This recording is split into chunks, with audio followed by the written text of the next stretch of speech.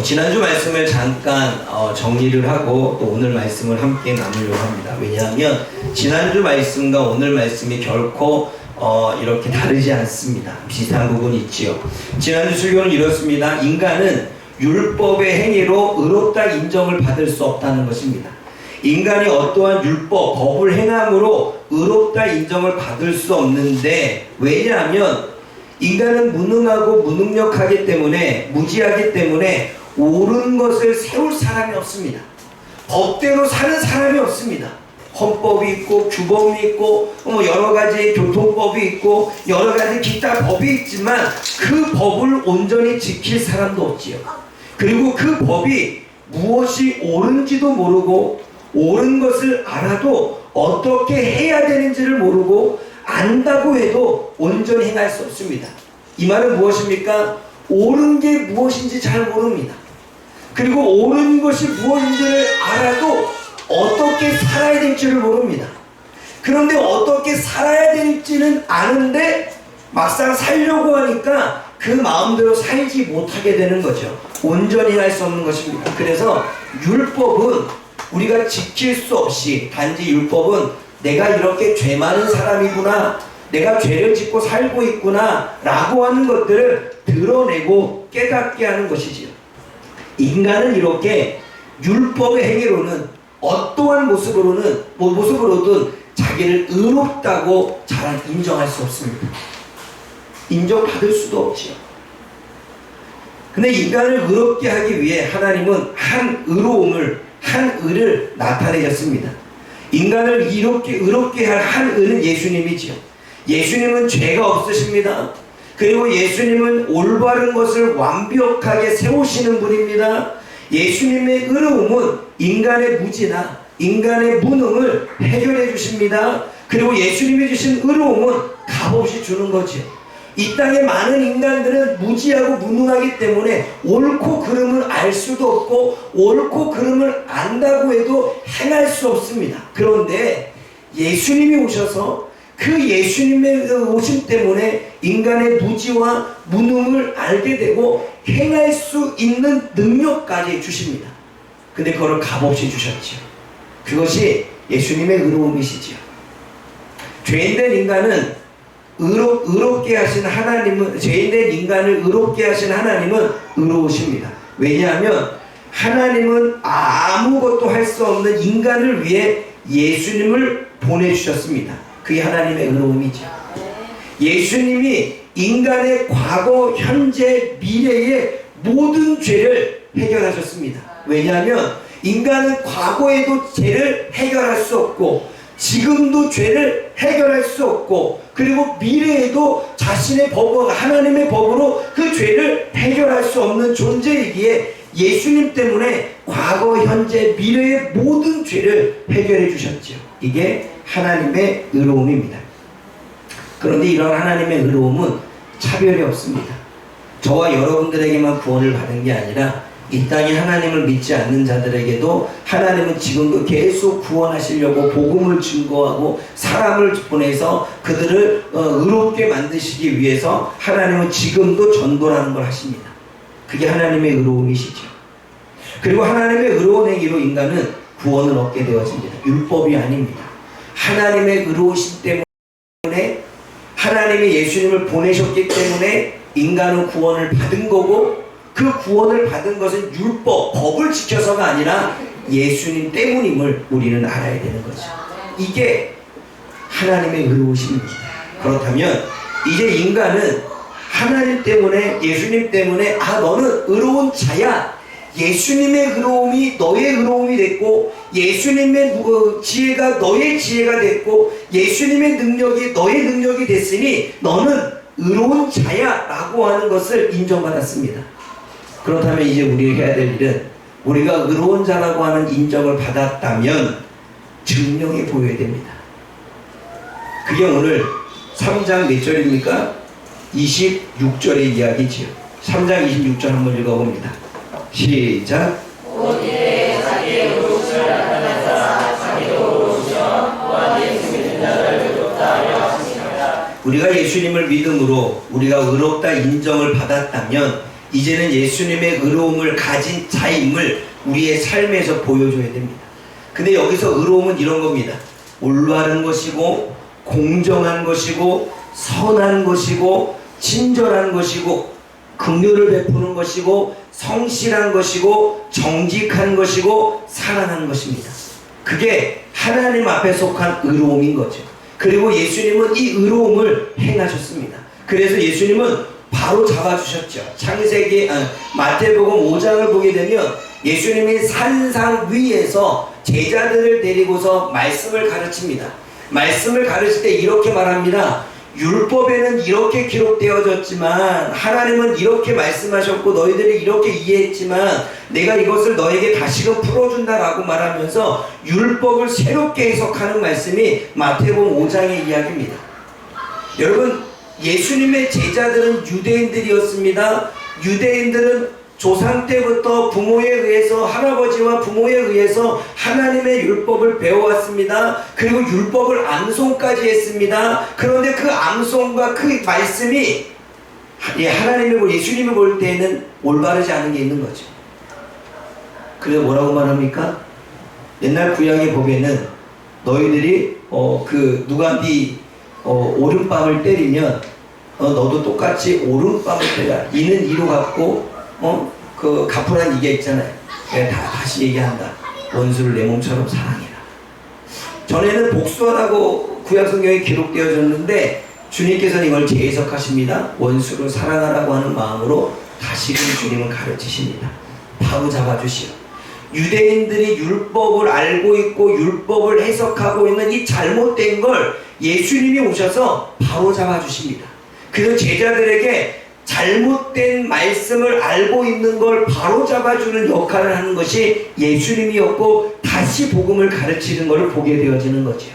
그래서 구약시대에 가르친 걸 율법이라고 말한다면 신약시대에 가르치는 걸 복음이라고 말합니다. 왜냐하면 예수님이 율법을 재해석하여 말씀해 주셨기 때문입니다. 그러므로 예수님은 의로움으로, 공정함으로, 올바름으로, 선함으로, 친절로, 긍휼로, 성실로, 정직으로 예수님의 의로움을 보여주셨죠. 이제는 그 의로움이 우리에게 주어졌다고 말합니다. 그럼 이제는 우리도 우리 안에서 우리가 예수님의 의로움을 가진 자인 것을 증명해 보여야 됩니다. 그래서 여러분, 예수 믿는 자들은 이 땅에서 더 올바르고 더 공정하고 다른 사람보다 더 선을 베풀고 다른 사람보다 더 긍휼을 베풀고 다른 사람보다 더 친절하게 되며 다른 사람보다 더 성실해야 되는 것입니다. 그게 우리가 예수 믿는 자로서 예수님의 의로움을 가진 걸 증명해 보이는 것입니다. 그런데 이 땅의 그리스도인들이 더 사기를 치고 더 거짓말을 많이 하고 직장 안에서도 학교 생활 안에서도 성실하지 못하고 눈가림만 아웅하고 정직하지 못하고 지나가는 사람이 있지만 아픈 사람이 있지만 아픈 사람을 보고도 그냥 모른 척 지나가고 이러한 모습을 보인다면 세상 사람들과 별반 다를 것이 없기에 그는 예수님의 의로움을 가진 자다라고 말할 수 없는 거예요. 그러므로 이 땅에 우리가 예수님의 의로움을 증명해 보이는 성도들과 예수님의 의로움이 가진 걸 증명하지 못할 성도의 두 부분으로 나눠줄 수가 있는 거죠. 저와 여러분들은 어디에 속하 있습니까? 그래서 우리는 하나님의 말씀으로 내 삶을 바로잡아 가야 됩니다. 그래서 먼저는 내 삶을 바로잡아 가야 되죠. 그래서 저는 하나님의 말씀을 가지고 지금 내 생각이 올바른가? 지금 내가 하려고 하는 게 공정한 것인가? 내가 지금 저 사람에게 행하려고 하는 것이 선함인가? 악함인가? 내가 지금 정직하고 있는가? 라고 내가 내 삶의 생각과 마음을 늘 바로잡아 가려고 합니다. 왜요? 그게 예수님의 의로움을 내가 가졌기 때문입니다. 그리고 그것을 나는 주변의 사람들을 바로잡으려고 하죠. 특별히 목회자가 더 그렇죠. 여러분, 어린아이들이 뭘 알겠습니까? 그런데도 불구하고 이 아이들은 자기들이 변명을 하고 있고 핑계를 대고 있고 합리화를 만들고 있는지 모릅니다. 그 모르고 있는 것들을 바로 잡아줘야 되지요. 어릴 적에 바로 잡아주지 않으면 이 아이들은 그것이 옳음으로 생각해서 서서도 합리화와 핑계와 변명을 가지고 수없이 자기를 속이고 주변 사람들을 속이는 일들을 감행하겠죠. 예수님의 의로움이, 그 정직이 우리 안에 있는데 정직하지 못한 삶을 살게 되는 거죠. 그래서 저는요, 저는 웬만하면 뭐 100%는 아니겠지만 그래도 정직하게 살려고 노력하는 사람이 한 사람입니다. 그러기에 저는 제 삶을 정직하게 살려보려고 노력하기 때문에 아이들한테 정직하라고 앞에 있는 변명과 그리고 합리화와 핑계는 빼고 다음부터는 네가 원하는 거 엄마 옆에 앉고 싶었던 거야 라고 그것만 이야기하라고 바로 잡아준 거지. 그게 의로움입니다. 사랑하는 여러분, 내 삶에 하나님의 말씀으로 의롭지 못한 삶을 바로 잡아가는 것, 그것이 예수님의 의로움을 증명하는 것입니다. 저와 여러분들 주변에, 저와 여러분의 삶 가운데, 저와 여러분의 믿음 생활하는 공동체들 가운데 올바르지 않게 살아가는 걸 말씀을 통해서, 때로는 간증을 통해서, 때로는 권면을 통해서 바로 잡아가는 것, 그것이 의로움입니다. 그래서 선지자들은 계속 이스라엘 백성들이 우상을 섬기고 우상을 섬기는 것이 왜 나쁜지도 모르고 그냥 하나의 조상 때부터 흘러나왔던 대로 그냥 습관처럼 행했던 것들을 선지자들은 바로 잡아주지요. 하나님은 이렇게 얘기했으니 너는 이렇게 살아야 된다 라고 이야기하는 걸 계속하는 것입니다. 사도 바울도 그리스인들에게, 로마인들에게 말씀을 통해서 그들의 삶을 바로 잡아주지요. 근데 여러분, 바로 잡아주는 인생을 사는 사람은 다른 사람들에게 욕먹기도 쉽고 다른 사람들에게 그렇게 다른 사람들 별로 좋게 보지 않죠. 왜냐하면 바른 말만 하고 지적만 하니까. 내가 오늘 아침에 아이들과 교과를 하면서 요즘에 이 아이들이 좀 재미를 붙이라고 제가 다 받아줬는데 도가 좀 지나친 부분이 있었습니다. 뭐가 있었냐면 말씀을 배우러 왔는데 공과책도 안 갖고, 그리고 얘기하는데 계속 장난을 하는 거죠. 저는 하나님의 말씀을 장난식으로 받아들이는 걸 결코 저는 좋아하지 않습니다. 왜냐하면 하나님의 말씀은 장난이 아니라 우리들의 목숨과 생명이 걸려있기 때문입니다. 그래서 이 아이들에게 강하게 얘기했죠. 이 시간은 장난치가는 시간이 아니라 하나님의 말씀을 배우는 시간이다. 이제 장난 그만. 지금 목사님은 상당히 화가 나 있다. 공과책도 가져오지 않고 하나님의 말씀을 귀중하게 여겨야 되는데 귀중하게 여기지 않고 장난으로 하는 것. 장난은 놀이터 가서 하는 거고 말씀 끝나서 다른 모임을 가질 때 장난을 하는 거지 하나님의 말씀은 장난하는 거 아니다 라고 했더니 샥 조용히 했어요. 저의 카리스마에 눌린 거죠. 근데 한편으로 그런 얘기를 하면서도 제 마음에 이런 마음이 있었습니다. 이제는 이 아이들이 다음 주에 어떻게 나올까? 목사님 무서워서 장난치려고 친근하게 재밌게 놀려고 나왔는데 근데 이렇게 나왔으니 다음 주에는 어떻게 할까? 이러한 걱정과 고민이 있지만 바로 잡아줘야 될 건 잡아줘야 되겠다라는 마음 가운데 그동안에 참아주었다가 제가 얘기를 했습니다. 그럼 아이들은 그게 올바르지 않은 행동이라는 걸 알아야 되죠. 마찬가지입니다.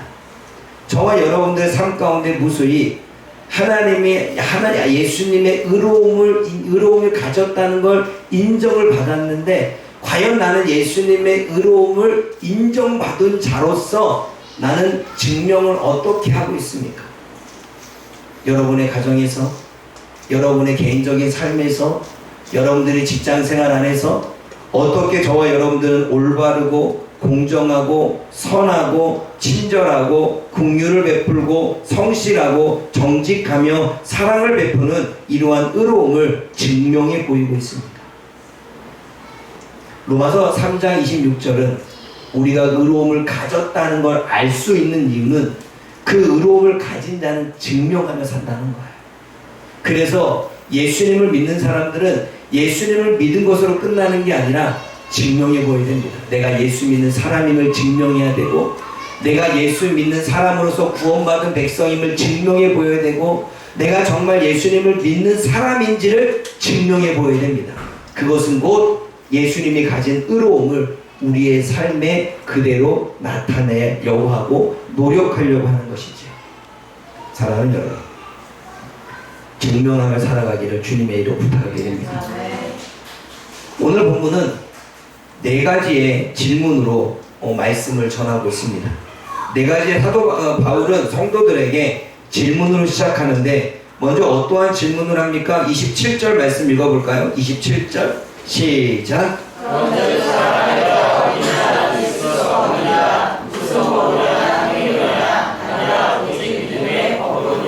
사도 바울이 질문합니다. 그런즉 사람이 자랑할 것이 있느냐?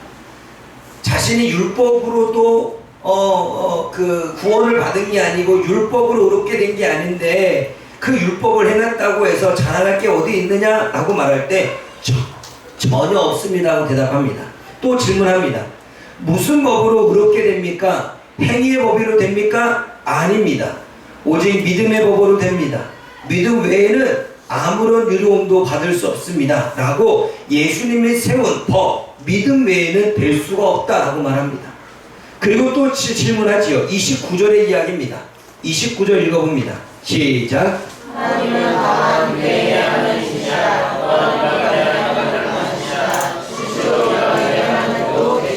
어떠한 질문입니까? 하나님은 유대인만의 하나님이십니까? 이방인의 하나님도 되시지 않습니까? 라고 질문합니다.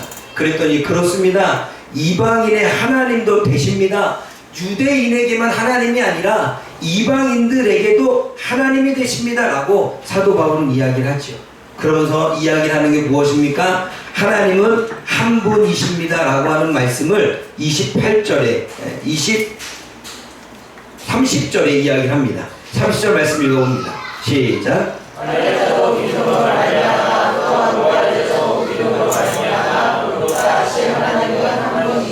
오늘 하나님이 한 분이라고 하는 의미는 뭘까요?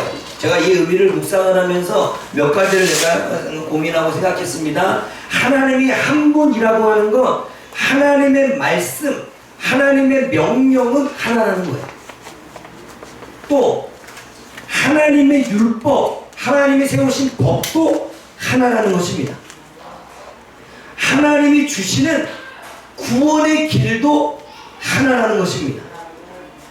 인간이 구원을 받을 수 있는 방법도 하나라는 것입니다. 여러분, 그것이 하나님이 한 분이라는 거예요. 하나님은 세상에 존재하고 있는 참신은 한 분이기 때문에 말씀과 명령도 하나고 하나님이 세우신 율법, 법도 하나고 그리고 그 구원을 받을 수 있는 길도 하나고 구원을 받을 방법도 하나라는 것입니다. 그것이 무엇입니까? 하나님이 주신 구원의 길은 예수님의 길이고 구원의 방법은 믿음뿐입니다. 그러므로 우리는 예수님을 믿어야 구원을 받을 수 있는 것입니다. 세상의 다른 길로는 구원을 받을 수 없습니다. 왜냐하면 세상의 신은 하나님 한 분뿐이기 때문입니다. 그럼 여러분, 우리가 이 말씀을 통해서 조금 더 깊게 생각해 봐야 될 건, 그럼 우리는 무엇을 자랑해야 되는 거죠?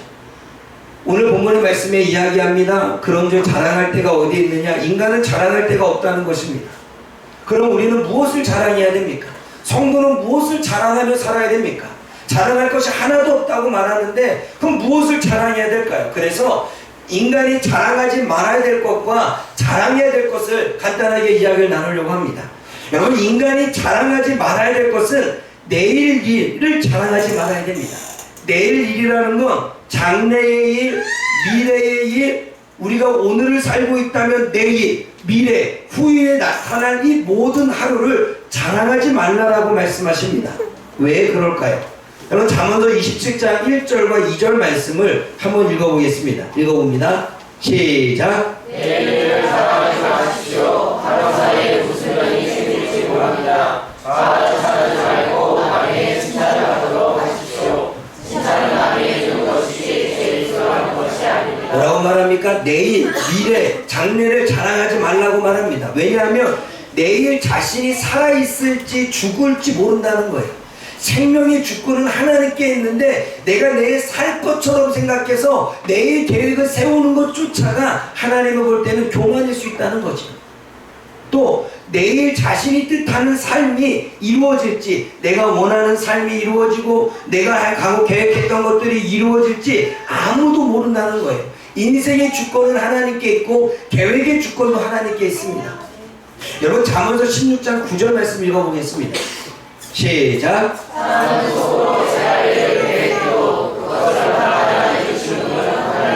19장 21절도 시작. 사람이 아무리 계획을 세워도 그 계획대로 되지 않습니다. 여러분, 저와 여러분들이 그렇지 않습니까? 다음에 뭘 하겠다 계획을 세웠는데 인생이 내 계획처럼 되지 않습니다. 뭔가 비전을 가지고 꿈을 가지고 뭔가 먼 길을 바라보며 목적을 향하여 날려가는데 그 목적대로 한 번에 가는 사람이 없지요. 인생은 내 마음대로 계획되지 않습니다. 인생의 주권과 계획의 주권은 하나님께 있기 때문입니다. 그러므로 사람은 내일 일을 자랑하지 말래요. 내가 내일 잘할 거야 자랑하지 말래요. 나는 내일 살 수 있어 자랑하지 말래요. 나는 내가 내일 계획한 대로 이렇게 할 거야 자랑하지 말라고 말합니다. 왜냐하면 하루 동안에 밤 사이에 어떠한 일이 생길지 모른다는 거예요. 여러분, 우리는 이미 코로나를 겪었습니다. 그 누구도 코로나가 3년 동안 지속될지 아무도 몰랐습니다. 아무런 준비도 없었고 아무런 계획도 없었습니다. 오히려 사업을 더욱더 번창하게 하고 사업을 더욱더 확장하기 위해서 대출을 받아가지고 많은 사업들을 이루어가고 있었고 영끌 돈을 모아다가 집을 샀는데 코로나 한 번으로 금리가 올라가고 여러가지 힘든 상황이 되어서 오히려 파산한 사람들이 너무나 많습니다. 그것은 자신의 계획이 없던 일이죠. 밤사이에 어떠한 일이 일어날지 아무도 모른다는 것입니다. 왜냐하면 모든 인생의 통치는 하나님의 주권이기 때문입니다. 그래서 사람은 내일 일을 자랑하지 말라고 말합니다. 또 다니엘서 말씀을 보면 자신의 업적을 자랑하지 말라고 말합니다. 다니엘서 4장 30절 말씀 읽어봅니다.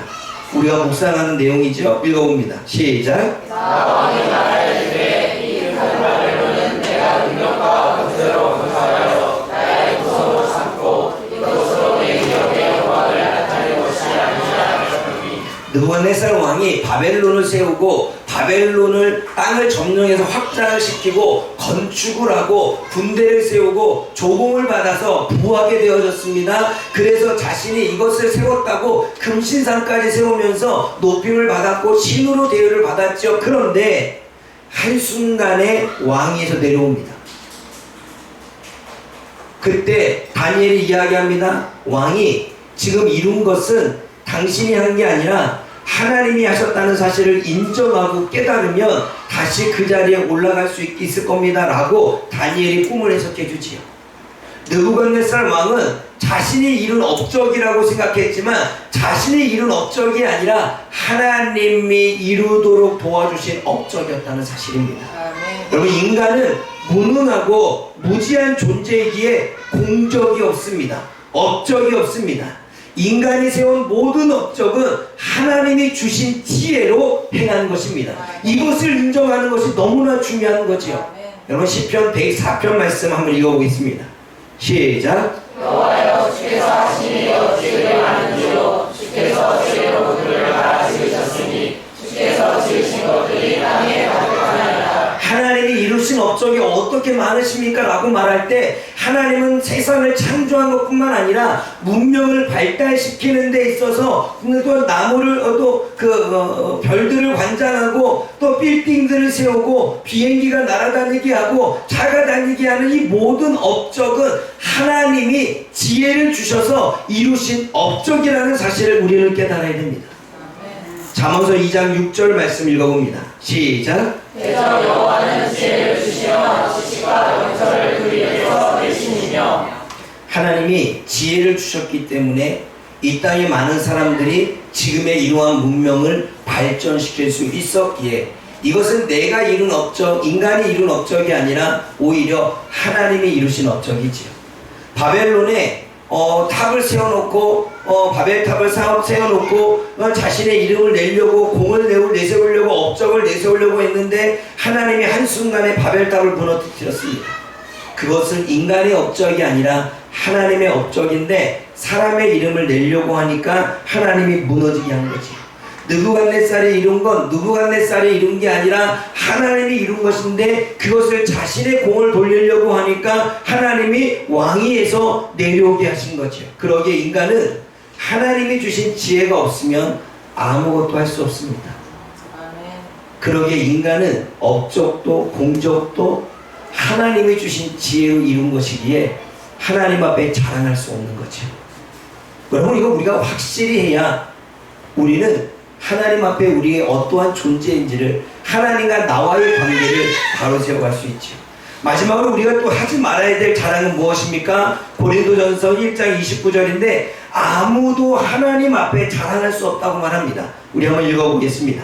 시작. 인간으로서는 아무도 하나님 앞에서 자랑할 수 없다는 말입니다. 그러나 하나님께서는 여러분을 그리스도 예수와 한 몸이 되게 하셨으나 그리스도는 하나님께서 주신 우리의 지혜이십니다. 그분 덕택으로 우리는 하나님과 올바른 관계에 놓이게 되었고 하나님의 거룩한 백성이 되었고 평강을 받았습니다. 여러분, 인간은 하나님 앞에 아무런 자랑도 할 수 없습니다.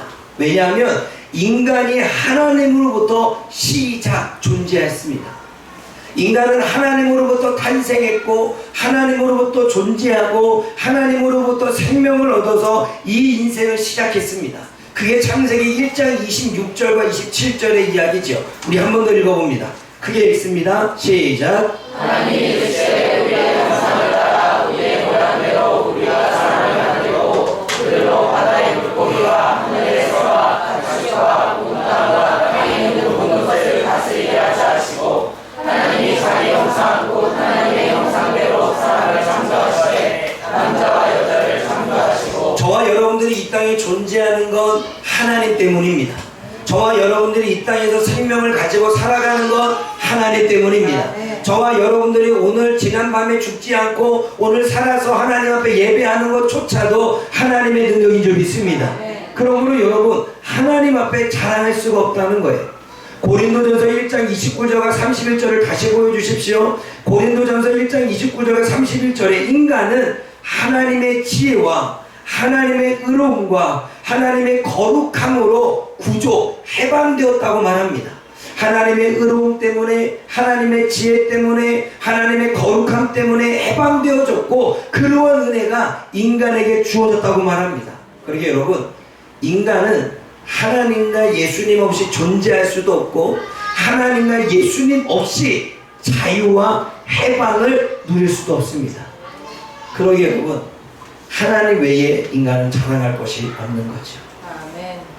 오늘 본문의 말씀을 빗대어 본다면 예수님이 인간을 무지에서 구원하시고 예수님이 인간을 무능에서 건져주시고 예수님이 인간을 절망 가운데 건져주시고 예수님 때문에 하나님의 영광에 이르는 하나님의 성품을 갖게 되고 하나님의 형상을 회복하게 되고 하나님의 능력을 갖게 되는 것이 예수님의 십자가의 죽으심 때문이죠.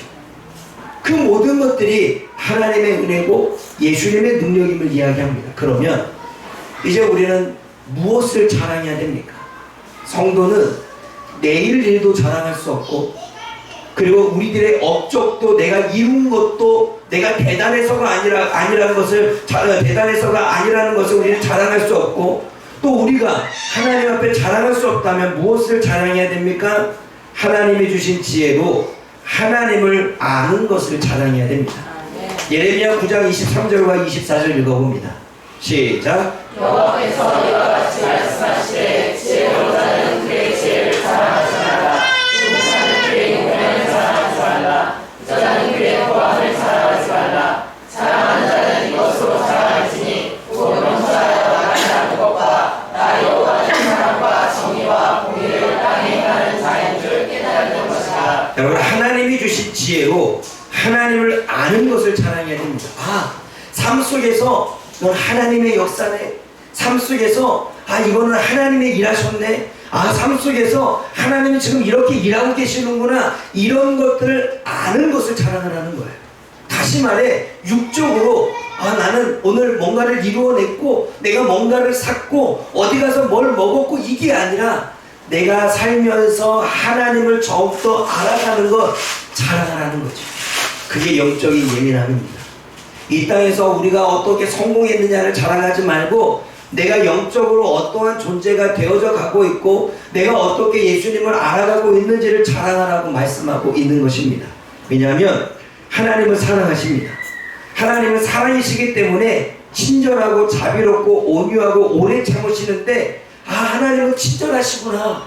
하나님은 지금도 나를 위해 오래 참고 계시는구나. 하나님은 나의 이러한 투정도 온유하게 받아주시는구나. 하나님은 언제나 지금 나를 믿고 계시는구나 라고 하는 사실을 안다면 우리는 이 땅에서 조금 더 위로를 받고 소망을 가지고 살아갈 수 있겠죠. 이런 것들을 자랑하라는 것입니다. 하나님은 의로운 분이십니다. 그래서 이 땅의 악한 것을 바로 잡아가십니다.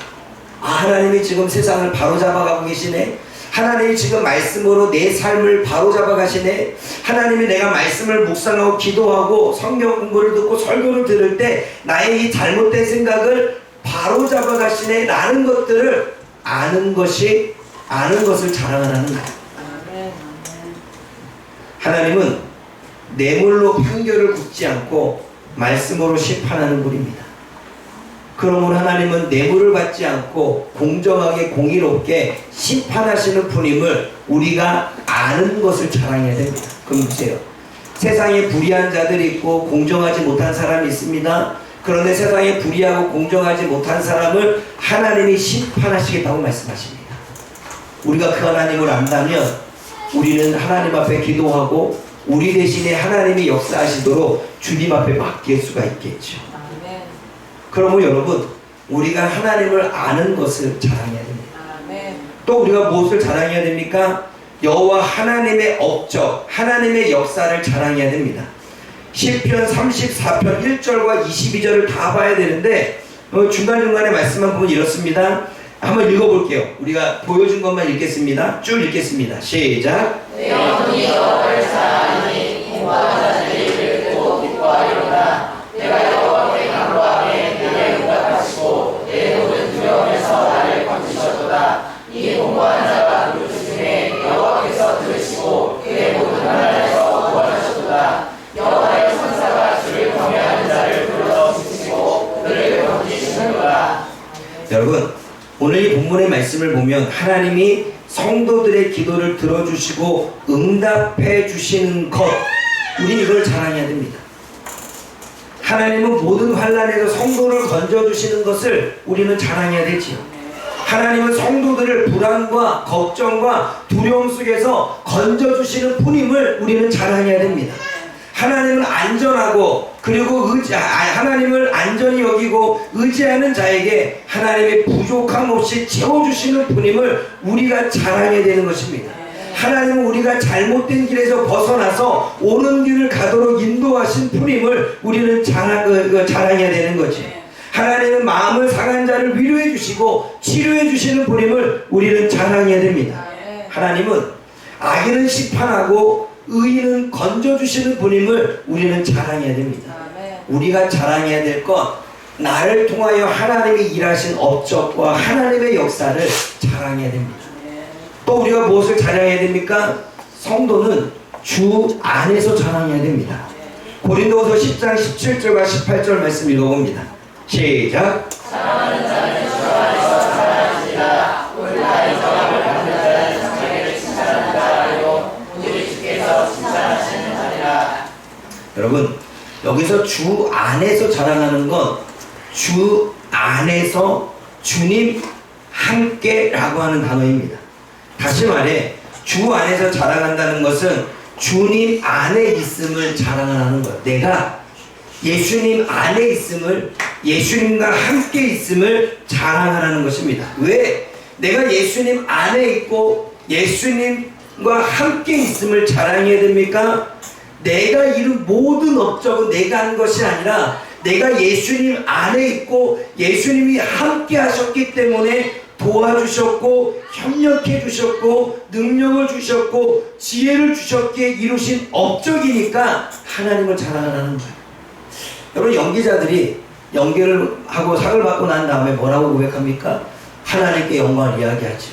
그 사람이 왜 하나님께 영광을 할까요? 자신이 주님 안에 있었고 주님이 함께 하셨기 때문에 내가 이 연기의 대상을 받았다라는 걸 이야기하는 거죠. 여러분, 운동선수들이 금메달을 따거나 은메달을 따고 난 다음에 하나님께 영광을 돌립니다. 왜 영광을 돌립니까? 내가 금메달을 딴 이유는 내가 주님 안에 있었고 주님이 나와 함께 하셔서 이러한 능력을 주셨기에 이러한 그 결과물을 만들어낼 수 있도록 도와주셨기에 주님을 자랑하는 것입니다.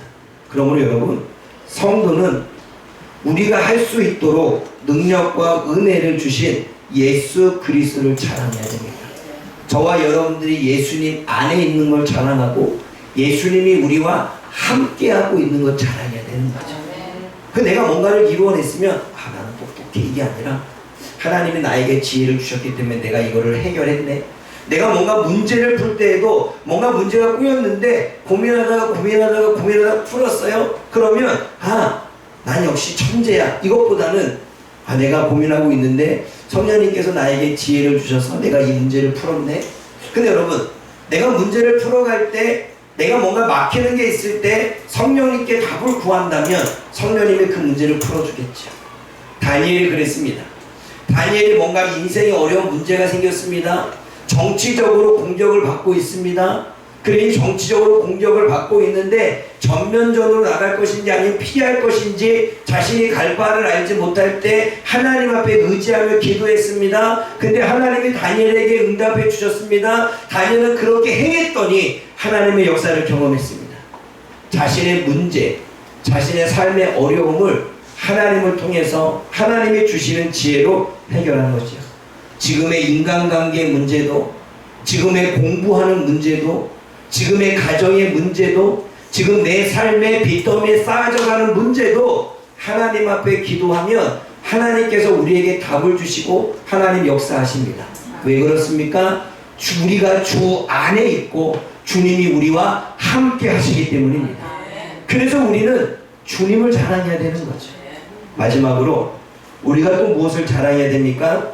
성도는 십자가를 자랑해야 됩니다. 우리 갈라디아서 6장 14절 말씀 읽어봅니다.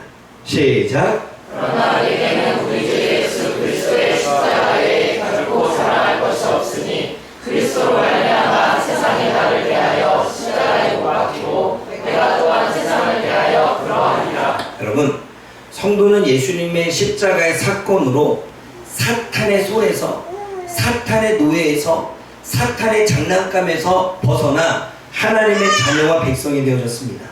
이게 정체성의 변화이지요. 우리가 만약에 예수님의 십자가를 지시지 않았다면 여전히 우리는 사단이 시키는 대로, 사단이 나를 가지고 노는 대로, 사단의 함정에 빠져서, 사단의 올무에 빠져서 우리는 살아갈 것입니다. 무엇이 옳은지 무엇이 그른지 분별하지 못한 채 우리는 인생을 살 것입니다. 그런데 하나님의 자녀가 되어졌고 하나님의 말씀을 들으면서 우리는 무엇을 쏟고 있는지, 내 삶에 무엇을 바꿔가야 되는지 우리는 알게 되어집니다. 그때 우리는 사단의 소나기에서 벗어나 하나님의 자녀된 백성으로서의 정체성이 바뀌게 되어지는 거죠. 그게 왜 가능합니까? 십자가 때문에 가능한 것입니다. 그러므로 나를 사단의 손에서, 노예에서, 사단의 장난감에서 벗어나게 하신 주님의 십자가를 자랑해야 되는 것입니다. 또 성도는 십자가의 사건으로 세상의 가치관이 아니라 하나님을 따르는 새로운 삶이 주어졌습니다. 이전 것은 다 지나가고 새로운 인생을 우리에게 주신 것이죠. 이전에 잘못 다 지나가고 새롭게 살아갈 수 있는 삶을 주셨습니다. 그게 십자가의 은혜인 거죠. 그러면 우리는 나에게 새로운 인생을 주신 십자가를 자랑해야 되는 것입니다. 그리고 성도는 십자가를 자랑해야 될 이유가 영원한 구원과 생명을 얻었기 때문에 우리는 십자가를 자랑해야 됩니다. 왜냐하면 지금 세상 사람들은 예수님의 십자가의 영향력을 받지 못하기에 저들은 영원한 생명과 구원을 얻을 수 없습니다. 그러나 저와 여러분들은 예수님의 십자가의 그 사건을 받아들였기에 영원한 구원과 생명을 얻게 된 것입니다. 그러므로 우리는 십자가를 자랑해야 되죠. 저를 보십시오. 성도는 자신의 능력과 업적을 자랑하지 말고 하나님의 능력과 업적을 자랑해야 됩니다. 그렇게 하나님의 능력과 업적을 자랑하는 자는 하나님이 더욱더 많은 것들을 세워주시고, 그러나 하나님의 업적과 능력을 자랑하는 게 아니라 자신의 능력과 업적을 자랑하는 건 하나님이 이렇게 말씀하십니다. 네가 이루었다고 생각해? 그러면 내가 한순간에 무너지게 할게. 네가 했다고 생각해? 너는 한순간에 그 자리에서 내려오게 할게. 그러한 교만을 통해서 하나님은 수없이 많은 사람들을 높은 자리에서 낮은 자리로 내려오게 하셨습니다. 기억하십시오. 세우시는 것도 하나님, 낮추시는 것도 하나님이십니다. 부하게 하시는 것도 하나님, 가난하게 하시는 것도 하나님이십니다. 지금의 문제를 해결하게 하시는 것도 하나님, 해결치 않게 하시는 것도 하나님이십니다.